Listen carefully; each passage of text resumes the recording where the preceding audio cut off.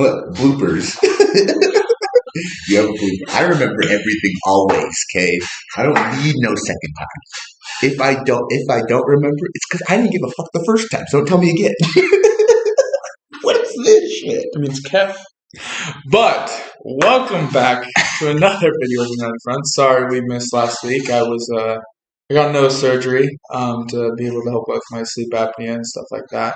And I thought, fuck you guys, I'm not making videos by myself. But we're back. We're back.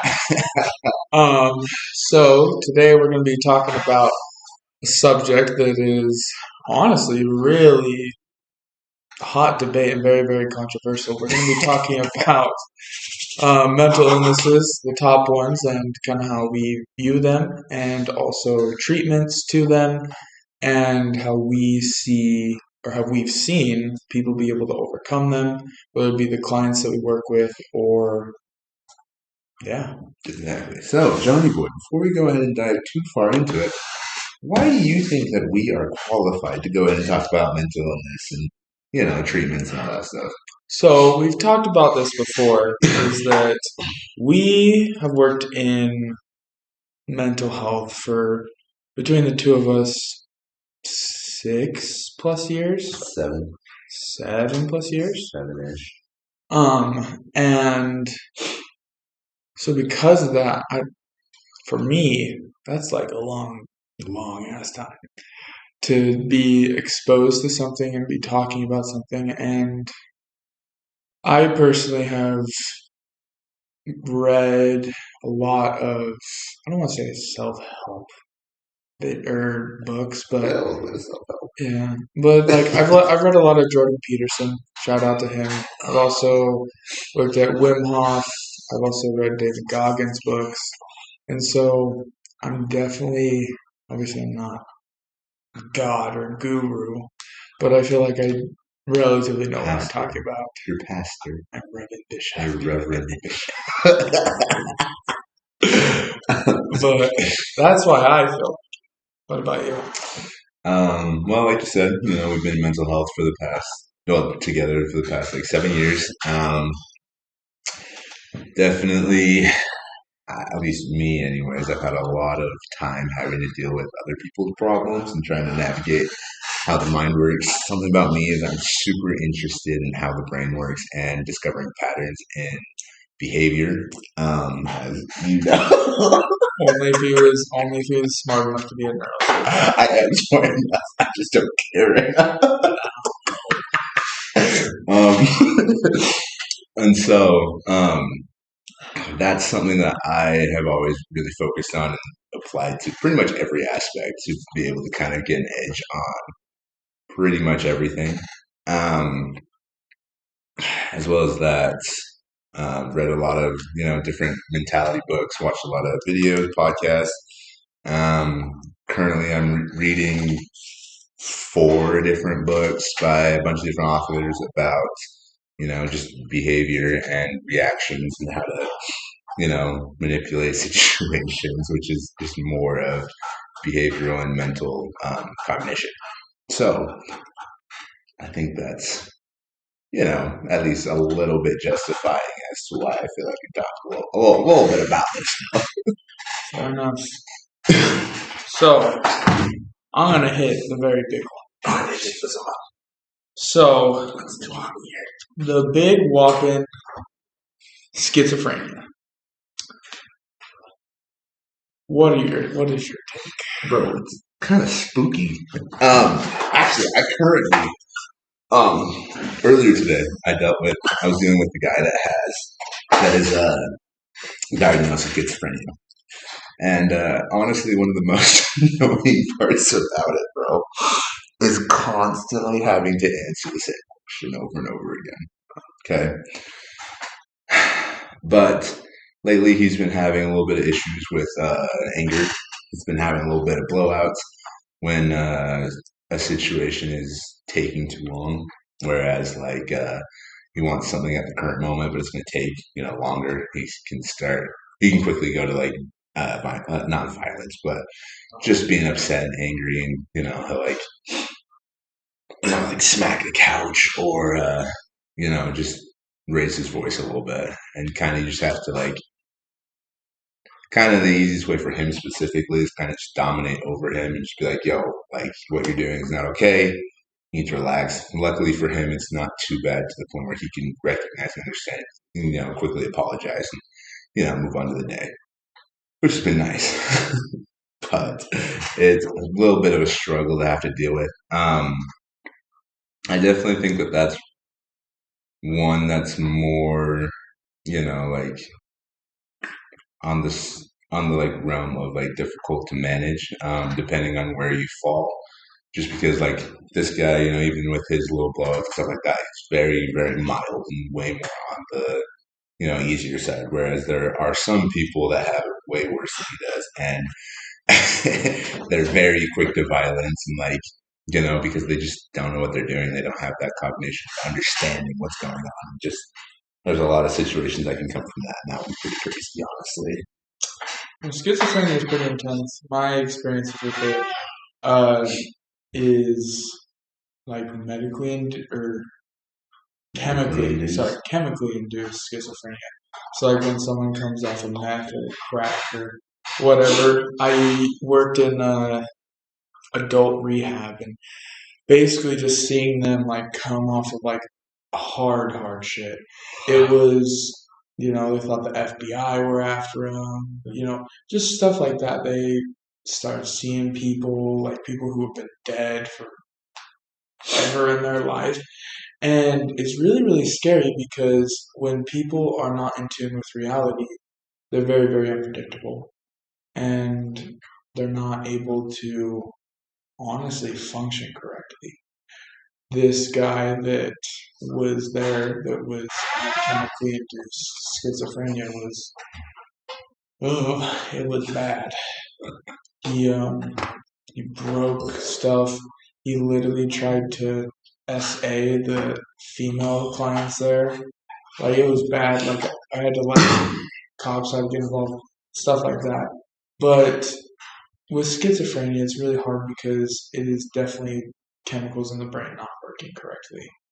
And whether it be, like I said, through drugs or maybe you grew up and your brain is not working correctly because of X, Y, or Z, schizophrenia is super dangerous. And obviously, there are psychedelics, not psychedelics, antipsychotics, antipsychotics that help with schizophrenia and stuff like that. But they're super hard to manage. They're super hard to find the sweet spot, and there's a lot of trial and error. And while they're doing that trial and error, it can get worse, like significantly. Like there was one client I worked with, and he started taking Seroquel, and all of a sudden he started having manic episodes. He tried to hang himself, just stuff like that. And like obviously we had to stop him from doing that. And it was because his body was allergic to this medication, and no one knew because he hadn't taken it before, and no one in his family has had this type of mental illness before, and it made it worse. It made the psychosis worse. It was nuts. He read me a part of his journal one time, and just like the way he described his thought process was like, bro, you're sick. Like, you need help. And it was really intense and also pretty fucking scary because of it. Don't read my diary, bro. But it's very, very interesting to see Bro, you gotta fix that shit. I don't know how to, but That's funny. yeah, I don't know. And also, we're gonna be talking about like the generals, not like the individual, each individual ones, because there's different psychosis, there's different bipolars, there's different depressions, all that stuff. But the next one is bipolar. So, okay, bro, look. My ex.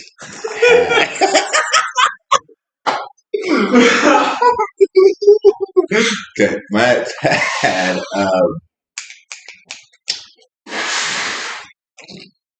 what was it? Dude, I think she had bipolar depression. Yeah, BPD. Yeah. What is it? Oh, borderline personality disorder. Oh. That's what it was. Oh, I don't know if she was diagnosed, bro, but it would not surprise me. I mean, I'm pretty sure she told me at some point. I didn't really listen. Anyways, she was a nightmare. Okay. She was the Antichrist. Okay. But, yeah, pretty bad. The stories I could tell, right? Oh yeah, no. The stories you could tell. Oh yeah. Holy shit. Anyways, very, very difficult to deal with. While on meds and when not as well. Basically, anytime she got upset, it was typically she would get really, really erratic, and it would be over just like literally nothing. And like I'd be sitting there, I'm like, I don't even understand why you're so pissed right now. I just asked if you wanted to go get food. But then it would always escalate to I'm gonna kill myself, and I'm like, yeah, dude. Let me tell you, if you guys are ever dealing with that, let me know. Let me come help. I got you. I've been there. I know what it's like.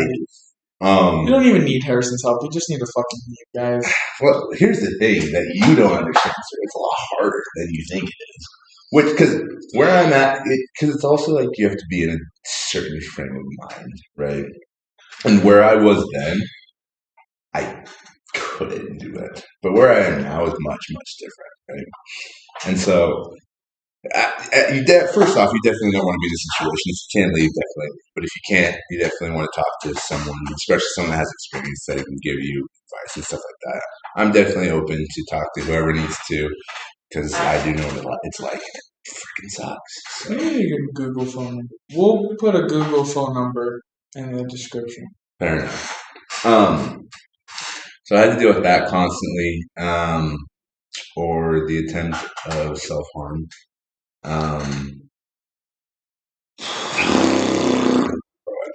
I can't do that one. Can't, bro. I can't. Look, that one's. It's so bad how insensitive I've become to self-harm.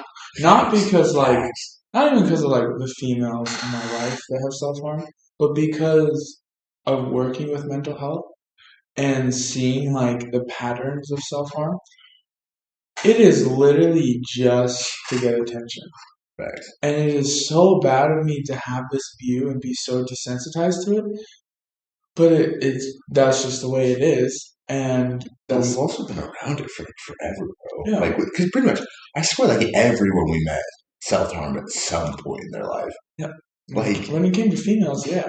Dude, like it was whack, bro. Like, I don't know.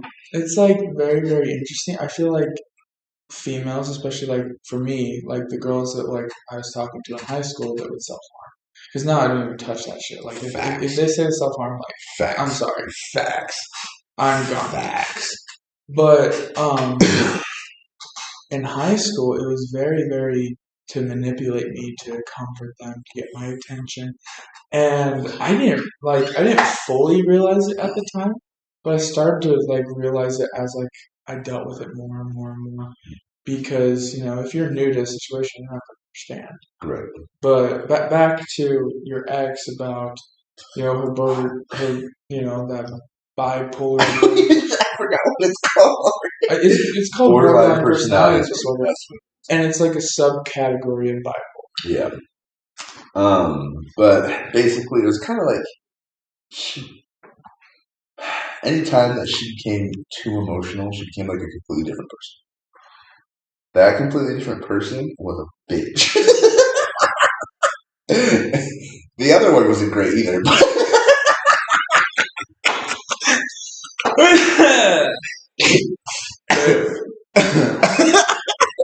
We need a damn button. Yeah. No. here's my thing about that though, right? We can all control the way that we think.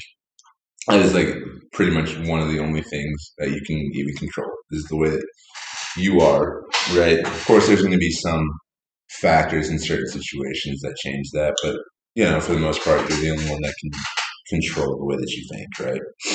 And so, to a degree, she should have been able to have somewhat better control over herself.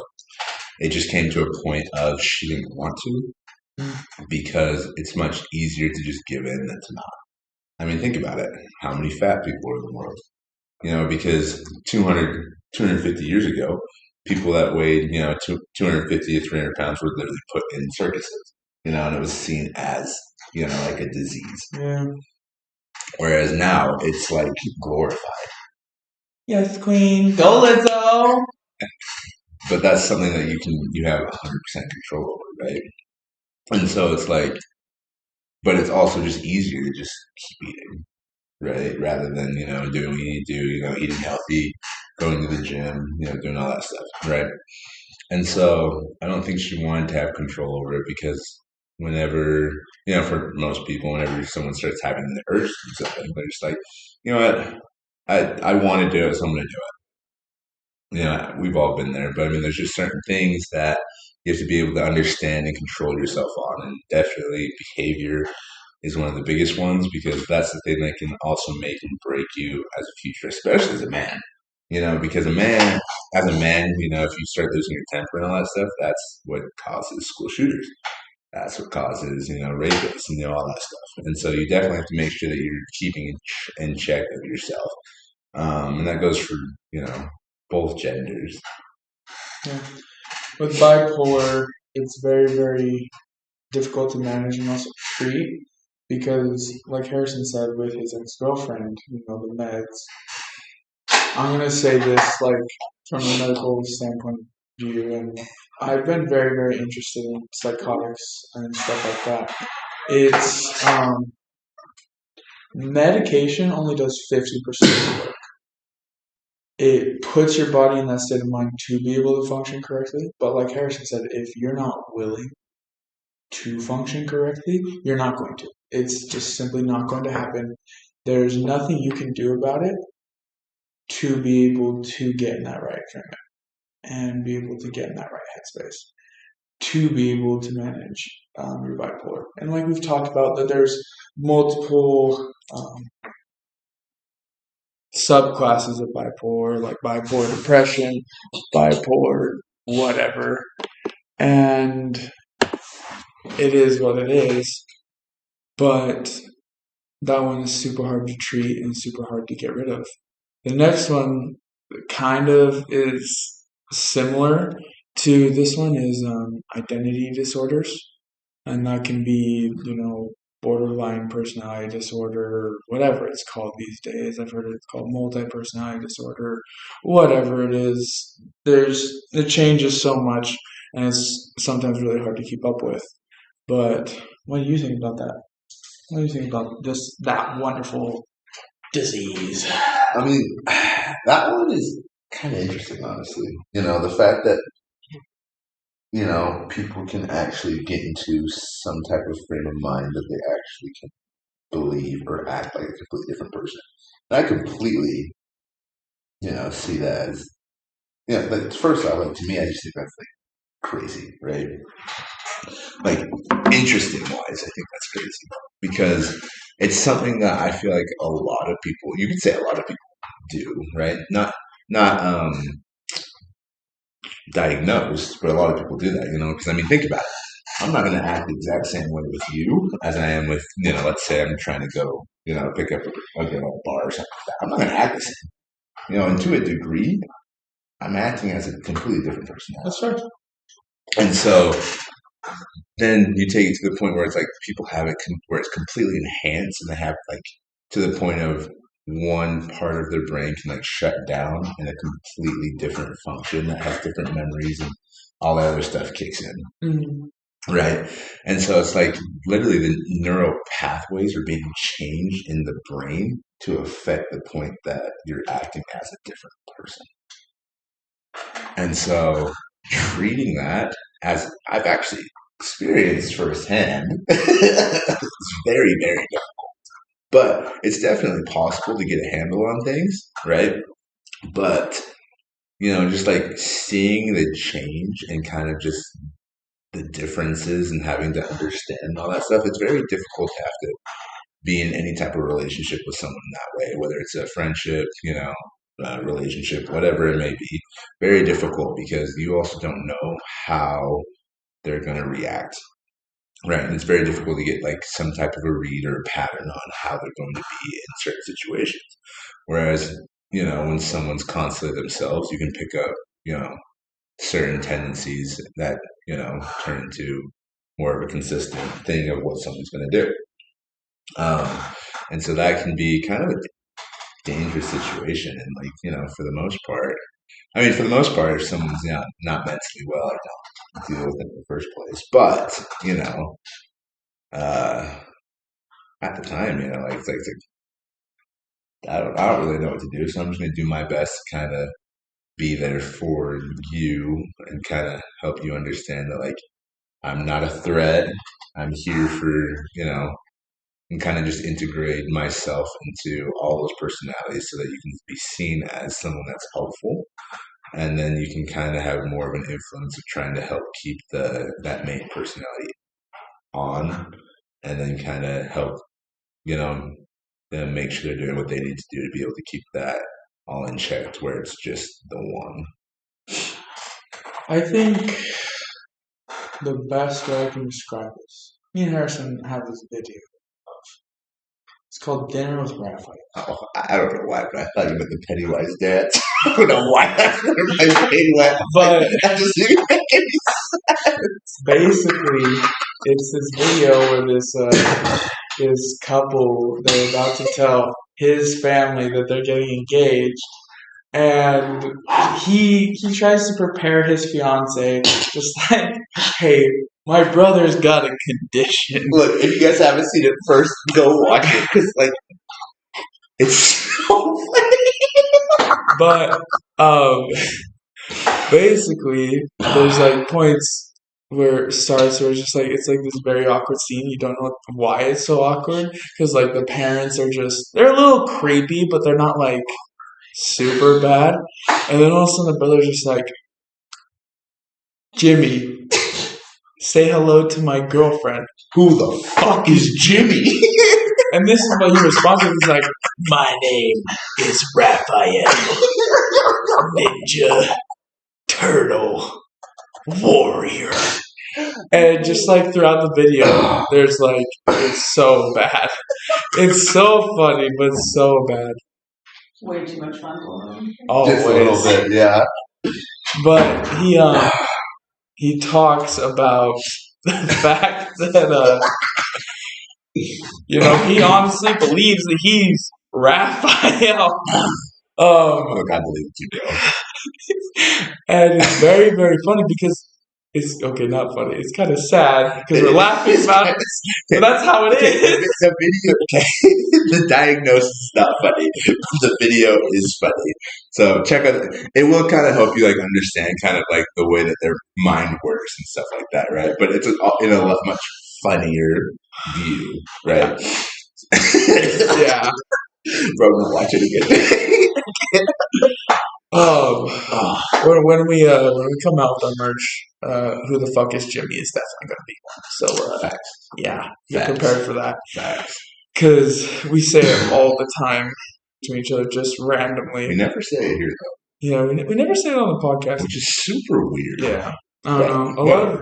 A lot of our mannerisms on the podcast are very, very different than we are in real life, but we're still the same fucking people. Oh, absolutely. Which is very, very interesting. It's the multi-personality disorder, bro. I'm telling you.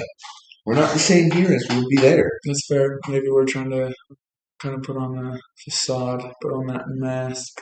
Yeah, my mask is I'm a dumbass, but here, listen to me. Yeah. It is what it is. It is what it is. And that one's treated through like definitely medication and stuff like that. But It does. Like I said, meds only do 50% of the work, and they don't always work. So you might be screwed if someone in your family or even you has this and it's not being managed well.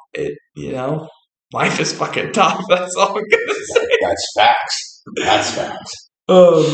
And the next one I want to talk about is one that's also very, very, it has multiple subclasses, but it's PTSD. Oof. Okay. All right. Look, I'm gonna be completely honest with you. When it comes to PTSD and trauma and all that stuff, right? Your trauma's not real. Sorry, you guys can be pissed all you want. It's not. Okay. Unless you were a veteran, you went off to war, you watch people die, you experience that type of hardship. Don't come crying about, your trauma, right? The real, especially the man. If, because here's the thing. I went through some shit growing up. You went through some shit growing up, all that stuff, right? If you're crying about, I had this happen, so I'm justified in doing blah, blah. No, your issue is not that you're having trauma. Your issue is that you don't know how to be a man. You don't know how to grow the fuck up. Okay, trauma's not real. It's that because you can very easily get past it. I mean, look at all of the people that are thriving in life. Because there's not one person on earth that actually had what you would actually classify as an easy life. Everyone's gone through some shit. But here's the thing. There's a difference between the people that are going to let the whole what they've been through break them, and there are people that are not going to let that happen. And if you're bitching about, oh, but I had this happen in my life, then you're one of those people that's going to let it break you. And I mean, that's especially as a man, if you're going to let your trauma break you, you're just going to be nothing in life for the rest of your life. Like, just nothing. You're not going to go anywhere. You're not going to do anything. You're going to be single. You're going to be a virgin for the rest of your life. So enjoy it. But if you're not going to let you, like, that's the best thing, realizing for a man, realizing that no one's coming to save you, that you have to fix your shit on your own, and that you have to, take care of stuff, and get over that trauma of whatever happened. Like, I get that, there's things in life that happen that are sad that define, certain parts about yourself. So what? Like, take the cards you were dealt and figure out how to win the game. I'm gonna slightly disagree with Harrison because I think people, the way they perceive is how their reality is. And so if someone thinks they have trauma, they're going to justify the fact that they have trauma or that they have trauma. And it's very, very true. People only view life on their current perspective, and obviously what you've been through is going to affect who you are. It's going to affect, like Harrison said, if a vet comes home and he saw his homeboy get blown to bits, or he responds with people when they're angry with him or being disrespectful to him, he views it as, this is a fight, I need to kill them.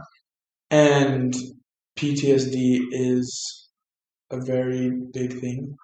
I think it definitely is real. But like Harrison said, you need to face it. And even those veterans out there that have been through hard shit, my grandpa had PTSD when he came back from Vietnam. And actually both of them did. But it was a factor that they had to face reality, they had to own it up, even though they saw their homeboys, their friends, their comrades, whatever you want to put there, die and fucking get spikes through them, like all this terrible shit. They still had to be willing to overcome it and be willing to face it. And those memories are hard to face. They're hard to overcome. And a lot of people, because they don't know how to deal with themselves, I would recommend quote unquote therapy or talking with people to be able to overcome that. Because with PTSD, there's no medication. There's no anything that can help you besides you gotta own your shit and you gotta face it. Which is awful because I've seen the most amazing men be completely crippled by their past memories, their past experiences, their past trauma or their trauma, their past life experiences, and they've let it destroy them. And I'm not saying that it doesn't suck and that it's easy and blah blah blah. It is very difficult. Hell, I still feel like I'm going or trying to fix old shit that I've been through. And Harrison knows, honestly, I'm fucking crazy. Facts. Like in a Facts. lot of aspects of my life. Facts. And the thing is I don't realize how crazy I am until, for example, like when people first start working out with me at the gym. I'm like, oh yeah, this is just a normal day. This is just a normal Tuesday. But people just struggle. There has been people who've like worked out with me and they like puke like 4 times. Yeah, they're also losers. But it is what it is, and I've realized that I push myself and keep a high standard to myself.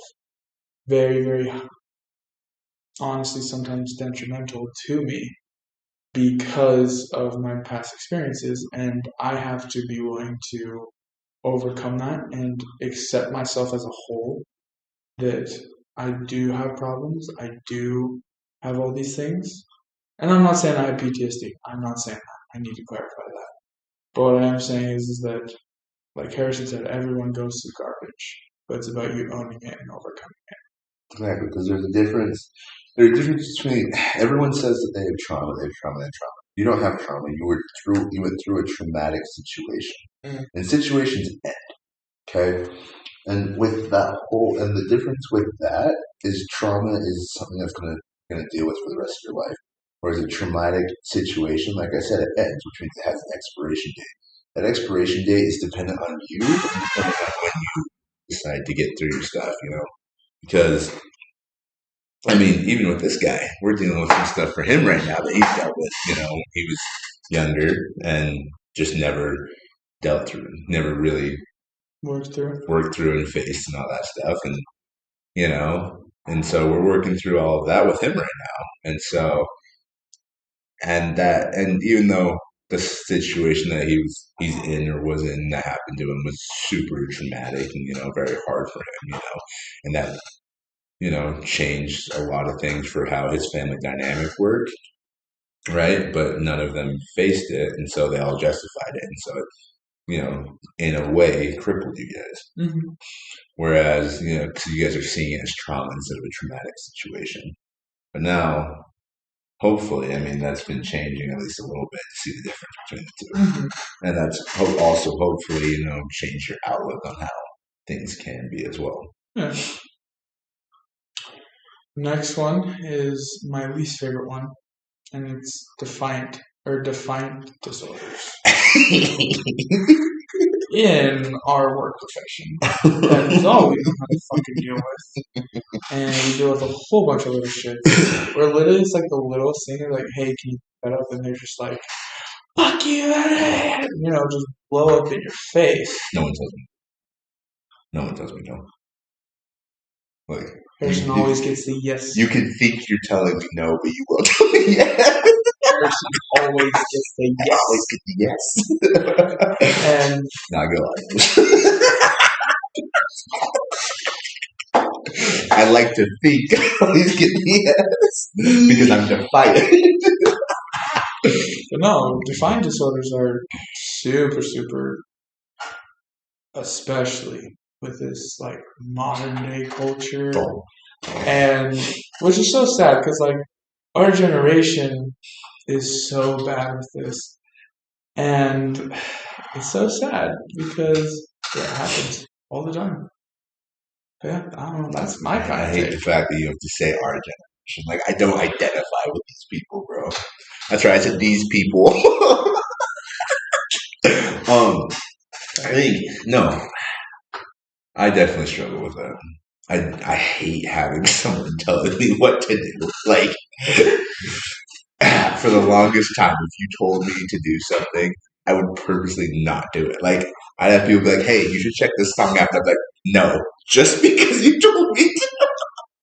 Like, it wasn't even like a good reason, And so that's something that I had to change because was just stupid.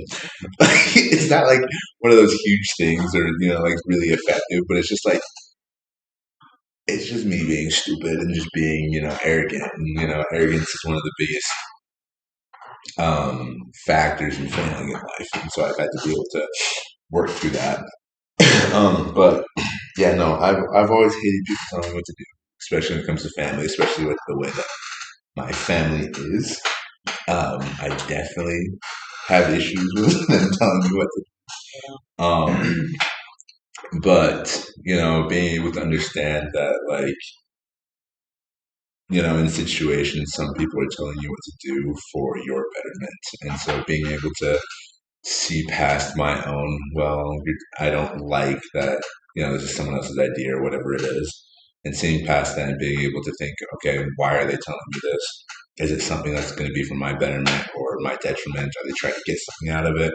What's the reason behind it? And once I started thinking more like that, I was able to, I don't know, definitely not perfect. I definitely still struggle with it, Same. but I've been able to do better with it and be more accepting of someone may know more than I do in aspects, and that's been able to help me progress in things that where I'm not as good or as I struggle in or whatever it is. Um, Something with this that needs to be said is the treatment for it is two things. It's kind of like when it comes to like the medication of this is it's very kind of like you hit this point and then it fixes this point. With defiant disorders, a lot of time they're prescribed Abilify. And what Abilify does, it helps you slow your brain down and be able so you're able to think clearly, think more cognitively, and just be able to help regulate your moods and your emotions.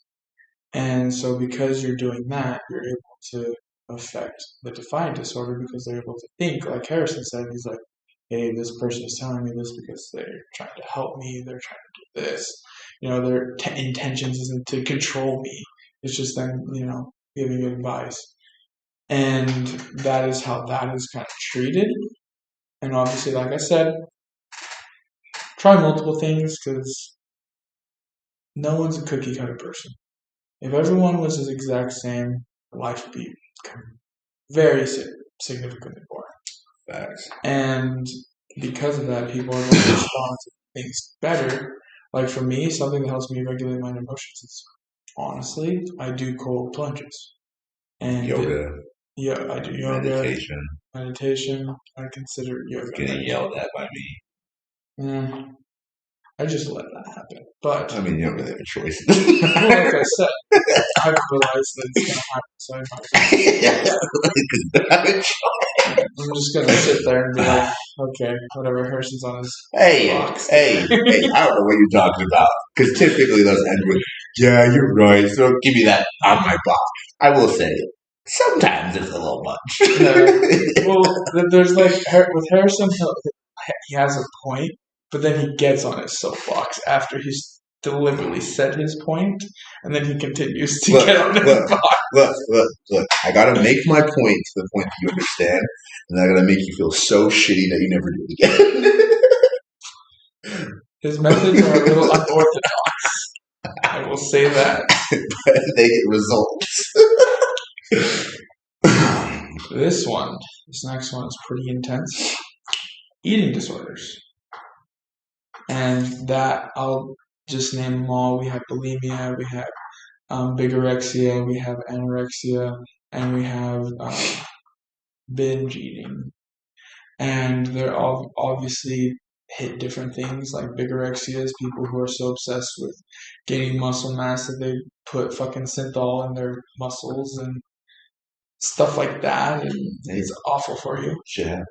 You gotta get that muscle mass. Well, it's fake muscle. It's just oil. It's like SpongeBob with the blow up arms, bro. Okay, I'll show you a picture of what someone looks like on synthol, and you tell me if that shit's natural. You know what I'm talking about though with the blow. And I would wear those. Then there's anorexia, starving yourself, not eating enough calories for the day. And these affect you so much. If you're not giving your body the nutrition it needs, or you're giving it too much nutrition, it is going to affect your chemical balances in your brain. Period. It doesn't matter what you do, it is going to affect you, and you are going to suffer. Um, and then binge eating, you go through periods of eating and then you'll throw up. Or you'll do super big workouts, stuff like that, intentionally for you to, you eat and then you're able to get rid of that. But I will say that eating disorders they're kind of not really talked about. And it's kind of pushed in the corner a little bit from my experience with it, that people are it's really, really shame based. Obviously, some mental disorders are the same way, but I feel like eating disorders are very, very swept underneath the rug. But I don't know, that's my perspective on it, but what do you think? I actually had multiple family members that struggled with eating disorders, which affected my family growing up a lot, actually. With certain family members not being there, others having to step up in different roles that they shouldn't have or that they weren't ready for, which caused an imbalance of quote unquote power in certain places of my family of where it shouldn't be, which caused other issues in my family dynamic as well. And so based off of that, I have a very sour feeling towards eating disorders, because I think that's one thing that Understandable. is something that's more easily treatable from your own perspective than anything else, especially when it comes to having a family and having to be in charge of that, and making sure and setting an example for all of them and making sure that all that stuff gets taken care of, because the way that my family handled the whole situation actually ended up detrimenting each person in my family, which caused a traumatic situation that each of us had to deal with, or that some of them are even still dealing with to this day, because they're just like, yeah, this is my life, this is my trauma, blah, blah, blah, all that stuff that we were talking about earlier, right? And then, even for me specifically, after 8th grade, there's a very select few people that know this, and I do not recommend this for any reason, for any person. Yeah. After 8th grade, I guess you could say I developed a quote unquote eating disorder of anorexia, because I decided to stop eating, starve myself so I could lose weight. Really stupid. I lost a lot of muscle as well, which made things difficult in getting back in shape, especially because I went straight back into football. And so there was a massive learning curve of having to be able to keep up and all that stuff that I had to deal with. And so that's something that was very difficult for me, because growing up, the reason why I did it was because my family always, as rewards and all that stuff, would give me food, and not good food, and so I was a little fat fuck, which also caused a lot of issues for me, as well as just with my family as well, because that's something that is very difficult for a child to have to deal with. And yeah, just a whole bunch of stuff with that. But basically, it just caused a whole lot of issues. And so when it comes down to it, honestly, I think that that's something that each person has more control over than anything, and just to make sure that you're regulating and taking care of yourself. And I mean, I understand that, especially growing up when you're younger, you're gonna feel like you don't look the way that you want to look and all that stuff. Be patient. It's gonna come. It's gonna happen. It's gonna, all that stuff. And if you do it the right way, it's gonna be a lot better for yourself, as well as the people around you, as well as your family, and just all that stuff. And I mean, I don't know anyone that would purposely want to put someone through that situation. And so, with that information, just try to do your best to be able to avoid it. And I'm going to clarify something I thought about while Harrison was talking is just because you're losing weight does not mean you have anorexia. If you put yourself on a caloric deficit, it does not mean you have anorexia because that is very, very viewed. Like I said, it's swept underneath the rug and people don't understand it. And therefore, you need to make sure that you don't have that view when you're trying to lose weight or gain muscle mass or whatever, that you're trying to better yourself. And there's a healthy range of losing weight and also a healthy range of gaining weight. The medical preferred or whatever is 1 to 2 pounds a week of losing weight. And on the flip side, it's the exact same of gaining weight. And obviously, if it's a growing kid, it's gonna be a little different because they're growing. But if you're just 18, 19, whatever, and you're trying to gain mass or whatever, try to gear it around that it's healthy muscle mass if it's managed. And obviously, there's people who inject themselves with stuff that make it so it's easier for them to gain that muscle mass. And that's a different story. They're going to see way more progression. I'm not a healthcare professional when it comes to that things. I'm just going to say do your research, make sure you're staying healthy because those certain hormones or certain chemicals or whatever do affect your brain chemistry and it will mess you up. And so you need to make sure you're being safe and stuff like that. Like we said, this whole podcast is to tell you to learn from either our mistakes or people that we've seen make mistakes, like the clients that we have or even our friends. Because if you don't, your body's going to just give up on you. And you only got one. And mine fucking hurts all the time. Okay, now Harrison's favorite one. Anxiety. Oh, anxiety. Look, I won't lie, I get anxious about some things. I do. There's some things I'm like, that's a little spooky, but I just do it anyways. I don't remember who said the quote. I want to say it was either like LeBron or Will Smith. Mm-hmm. Super different people, but I'm pretty sure it's one of them. But it's basically the quote is face the fear and then do it anyways. Basically, it's not saying that you're going to be fearless, you're not going to be able to, you're going to be, you're going to get anxious about all that stuff. But it's about doing it anyways, right? Doing whatever needs to get done. Like there's a lot of, like I said, there's a lot of things I get anxious about, the things that I don't want to do, or all that stuff. But it's about doing it anyways because that helps me manage that anxiety because then I see, it really wasn't nearly as bad as what I thought it was.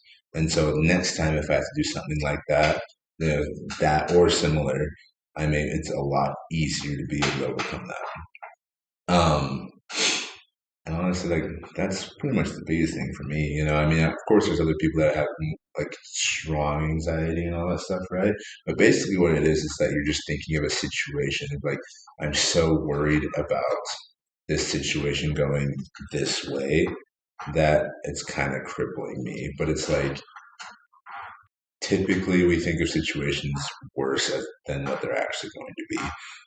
But it's also it is what it is. It's whether you're anxious about it or not, it's going to happen regardless. And so might as well just take care of it, get it done, see that it really wasn't as bad, and then be able to move on with your day or your life or whatever it is. Yeah. There's a quote that I've heard. I don't really talk about it, but I love quotes. I like this full-on page of quotes. It's kind of a little unhealthy and kind of crazy, but it's fine. And you do a new one every day. And I do a new one every day. But yeah, I literally have a journal full of quotes and stuff like that. But there's this quote that says, "Anxiety is the thief of the moment," and it's true. If you are so worried about the future, it's going to pass you. There's another one that talks about we wait for life and life passes, and it's this, that describes what anxiety is. That you're so worried about a future event that future event comes and goes, and you're still worried about that future event, and it causes problems. People obviously there's like anxious tendencies, like the leg shaking and fidgeting and not being comfortable, and you can tell when someone's anxious, and it's very, very key to be able to take a moment. Marcus Aurelius talks a lot about how to manage your emotions.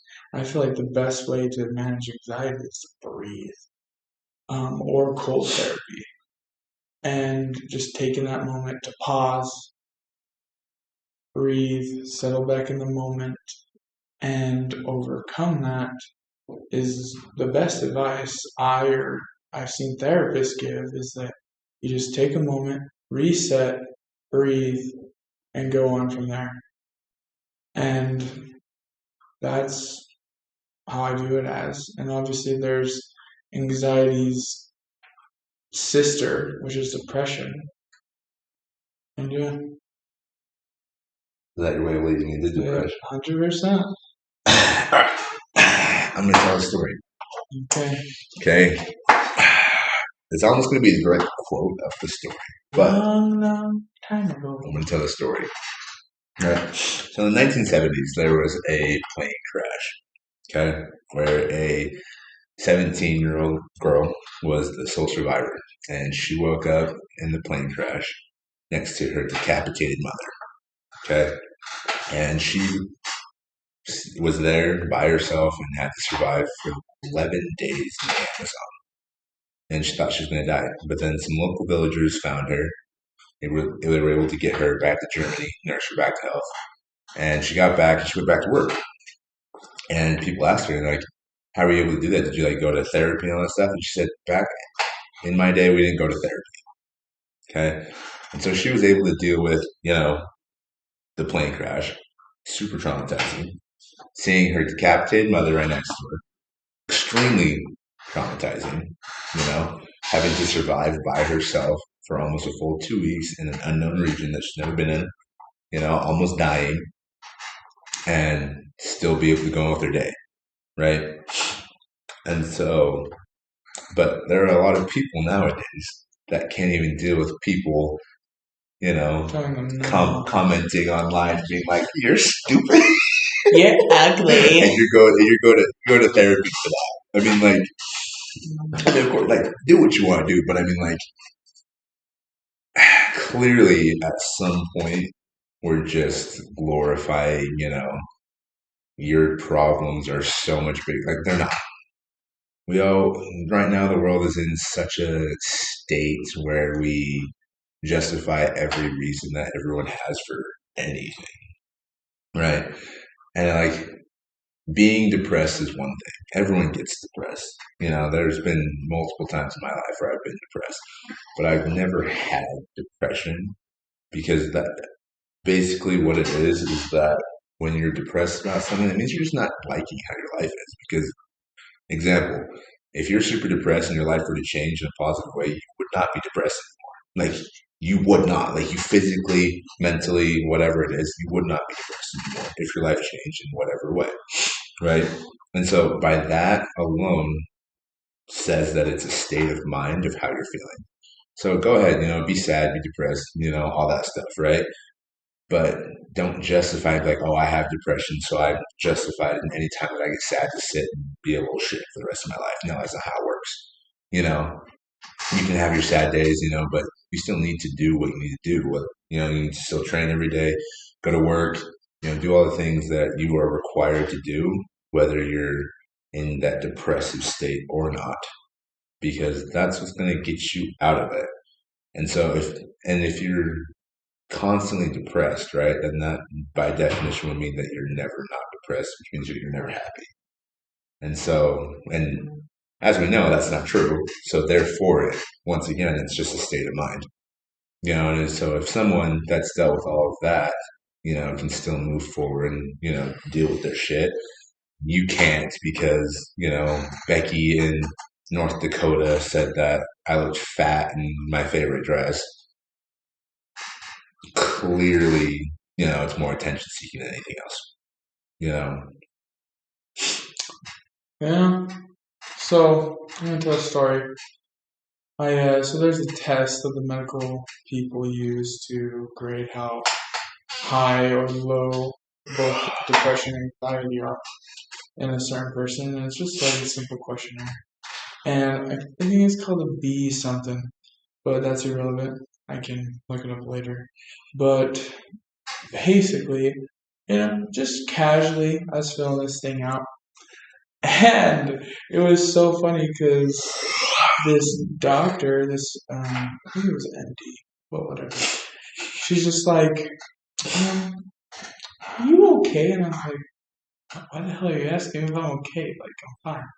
And she's just like, well, your score on this test is indicating you have major depression and major anxiety. facts. And I'm just like, yeah, I'm fine. Like, just another day in paradise. Like, and definitely what Harrison said is like, people view depression not, they view it as a state versus an emotion. And depression is an emotion, being depressed, like Harrison said. It is an emotion you experience a wide variety of emotions throughout your day. And that's just simply what it is. Something that really, really pisses me off is obviously there's treatment for depression, anxiety, and antidepressants, anti-anxiety meds. And I am personally, my honest opinion, not the biggest fan of them because at some point people need to own up to their problems.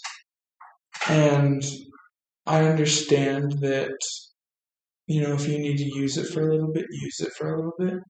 But to be on it long term is when there's problems. Yeah, because it's just another way to justify why you don't actually have to deal with your stuff because I still have depression.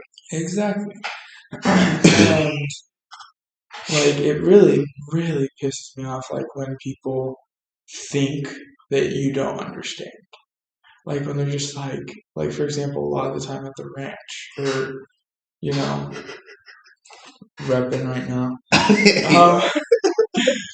A lot of the time with the clients, it's, oh, you don't understand, you never been in my shoes, blah, blah, blah. It's just like, dude, you don't know what the fuck you're talking about.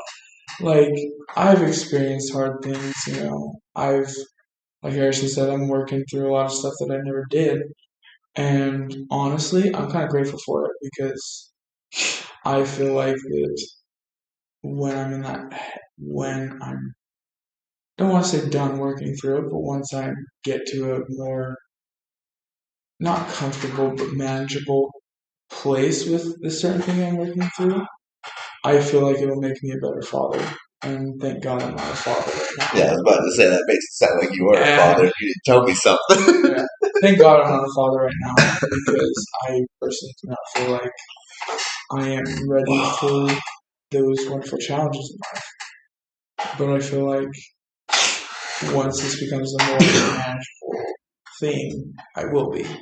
And honestly, that's what it is. That people think that they're special. They think that as Harrison says, their traumatic events are special and no one has experienced hard times.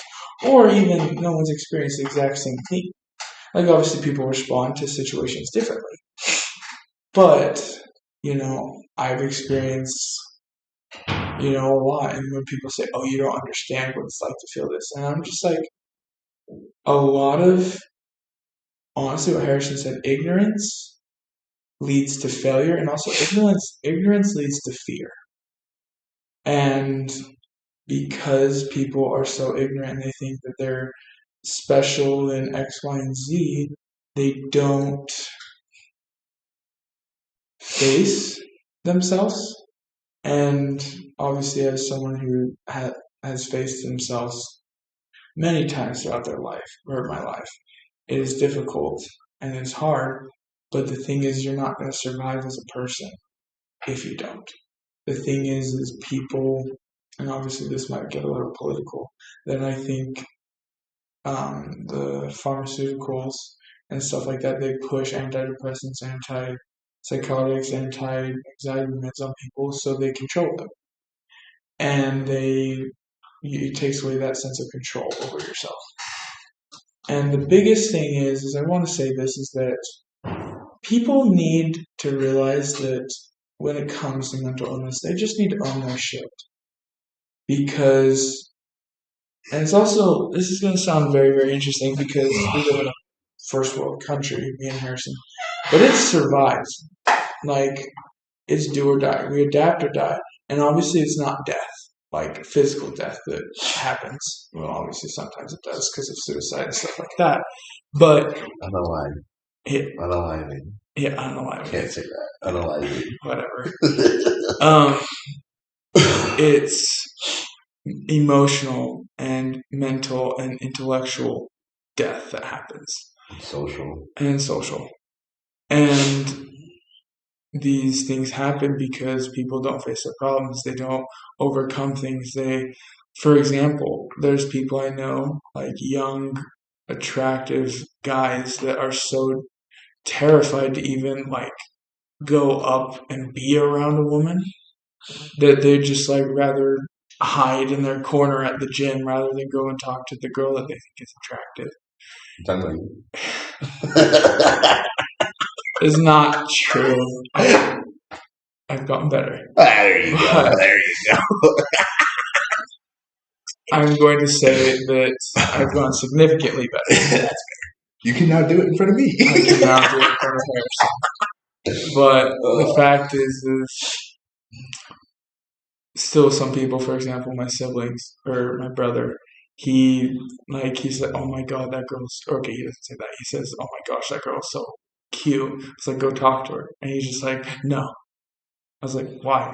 And he's just like, and he always comes up with a different excuse of it's scary or she's a hoe or X, Y, Z. It's like, I've realized that you don't know unless you talk to them. And there are some things that indicate, especially the hoe part. But here's the thing. We love hoes. Yeah. I can't with you sometimes, but it's fine. Where was I? Oh yeah, he has put in his brain that females are so scary, and like obviously, like I've had periods of that in my life. Yeah, fuck off, like bad. And it's honestly a lot of it's been because of past relationships and stuff like that. But I've overcome it. I'm doing my best to pursue females I'm interested in. And it's about that. It's about overcoming and facing your problems, or else you die socially, you die intellectually, you die emotionally, you die mentally. And that's what it is different. I was talking to this person recently. Like, people need to get out of this survival instinct of, you die or you live.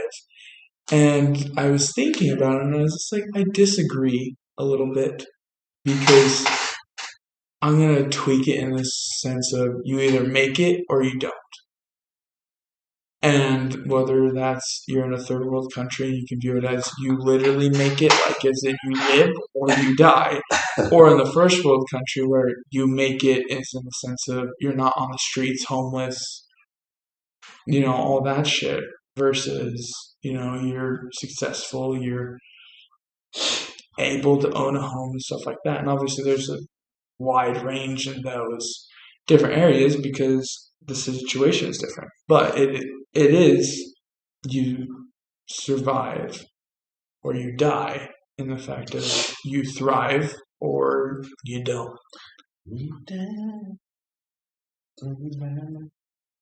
Shout out to Arnold. But I love that man. I don't know. Do you have any concluding thoughts? Concluding thoughts. Yeah, actually, I do. Um, like you said earlier, not everyone's the exact same. Everyone has to do things differently. Me, for example, I've never been to therapy. I've never been on prescription medication for any type of anything. Like in pain? Huh? In pain?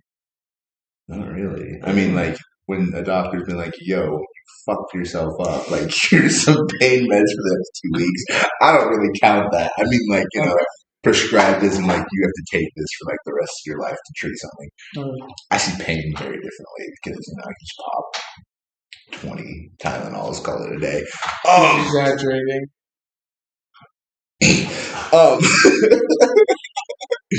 Um, so I've never done any of this stuff. Never been to therapy, like I said. And I've just been able to take control of it myself. Not everyone's like that. Don't compare yourself to how someone else is or how someone else does it. But if you ever do need any tips or anything like that, I'm always available. When I'm not doing 900 of the things that I do during the day. We're able to text. Yeah, That's what I'll say. 100%. So, but let us know because I know that both of us would be rather willing to have to, sit with someone for, an hour, 2 hours, 3 days, whatever it is, rather than having someone unalive themselves or have to even deal with the situation of that. So make sure, and, I guarantee everyone feels the exact same way about that. And so never be afraid to reach out to someone, whether they've been through it or not. The only reason why, it's nice to be with someone that's been through it is because of the whole, like, you don't know what I'm going through, because some people are just able to understand situations better by not having to go through it and just able to understand based off of what you say. Um, but yeah, don't be afraid to reach out to, someone, do all that stuff, do what you need to do, take care of yourself. Don't compare yourself to where someone else is because, we're all different books and in different chapters at different times. And so you can't be, mixing books. I'm going to say concluding thoughts of a little bit end on a high note. You guys got this. You take care of yourself. Eat right. Use, vitamins, supplements to be able to keep yourself, get the nutrition that you need. And that, kind of hits the third point is use the bucked up code. Put it in here.